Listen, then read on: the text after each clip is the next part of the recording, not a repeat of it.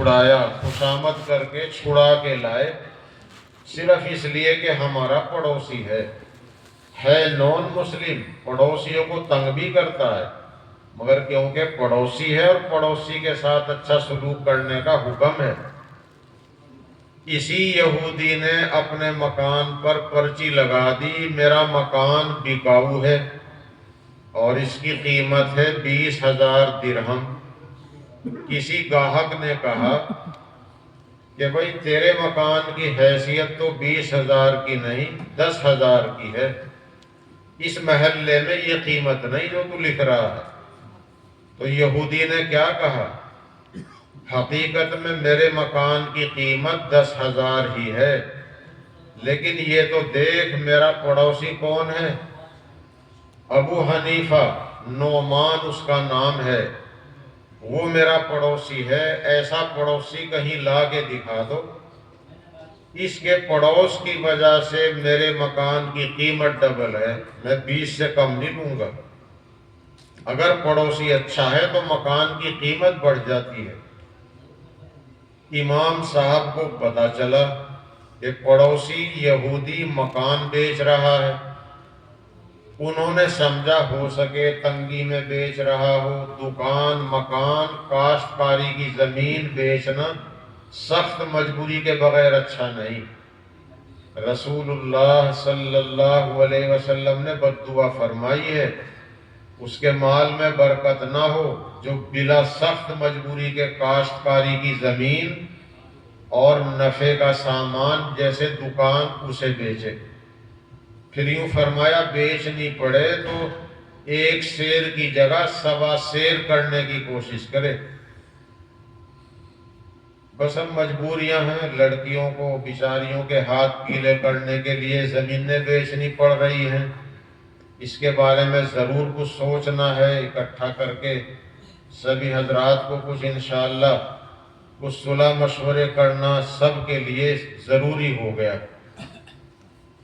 تو امام صاحب کو پتہ چلا کہ وہ پڑوسی مکان بیچ رہا ہے، شاید مجبوری ہو، تو 20,000 درہم اسے جا کے دے دیے، لے بھائی یہ 20,000 درہم اپنی ضرورت میں خرچ کر لے، سنا ہے تو مکان بیچ رہا ہے، مجبوری ہوگی، مکان مت بیچ، یہ 20,000 تیرے ہی ہیں۔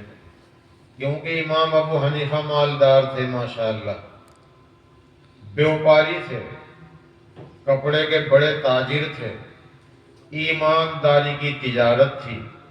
وہ جو اللہ کے نبی نے کہا میرے سے محبت رکھتے ہو تو سچ بھی بولو، دھوکہ بھی نہ دو، پڑوسی کے ساتھ اچھا برتاؤ بھی کرو۔ تو امام صاحب نے تینوں کام کر کے دکھائے۔ ایک دفعہ کا قصہ لکھا ہے کہ ان کی دکان میں ایک کپڑے کا تھان نقص والا تھا، اس میں کچھ کمی تھی۔ امام صاحب نے دکان پر بیٹھنے والے ملازم سے کہا کہ اس تھان میں نقص ہے، گاہک کو بتا دینا، دکھا دینا، قیمت کم کر کے دینا ہے۔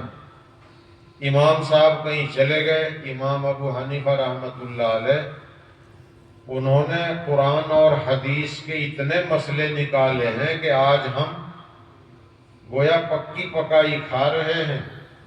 40 سال عشاء کی نماز پڑھ کر عبادت کرتے تھے، قرآن و حدیث میں غور کر کے مسئلے نکالتے تھے، اور فجر میں وضو کی نوبت کم آئی 40 سال، وضو ٹوٹا ہی نہیں، سوئے ہی نہیں۔ تو امام صاحب چلے گئے، گاہک آیا، وہ تھان بک گیا، تو دکان کا کارندہ تو بڑا خوش ہوا کہ تھان گاہک کو پتہ بھی نہیں چلا اور ہم نے گاہک کو دھوکے میں ڈال دیا اور ہمارے پیسے بن گئے۔ اسے بیوقوف بنانا کہتے ہیں، لوگ خوش ہوتے ہیں مگر یہ خوشی کی بات نہیں۔ تو جیسے ہماری بہنیں گھی بیچ رہی اور موم ملا رہی ہیں، ڈالڈا ملا رہی، ریفائنڈ ملا رہی ہیں، کھرا گھی کھرا کر کے بیچیں، دام بڑھا کے بیچیں، دودھ پیور بیچیں، پانی اگر ملانا ہے، پانی تو ملانے کی پینے کی چیز ہے تو پھر بتا کے بیچ لیں۔ بھئی یہ پانی کا ہے اس بھاؤ ہے، یہ پیور ہے یہ اس بھاؤ ہے، مگر زہر نہ ملائیں۔ آج کل جو بیماریاں پھیل رہی ہیں، زہر زیادہ کھایا جا رہا ہے۔ نمک میں زہر ہے، ڈلی کے نمک میں زہر نہیں ہے، سندھے نمک میں زہر نہیں، وہ پیلا سا ہے، ٹرالی میں بکتا ہے، گنیش پور کے پل پہ ٹرالی کھڑی رہتی ہے روٹی۔ اور پہلا پرانا ڈلی کا نمک زہر نہیں تھا، چینی میں زہر ہے،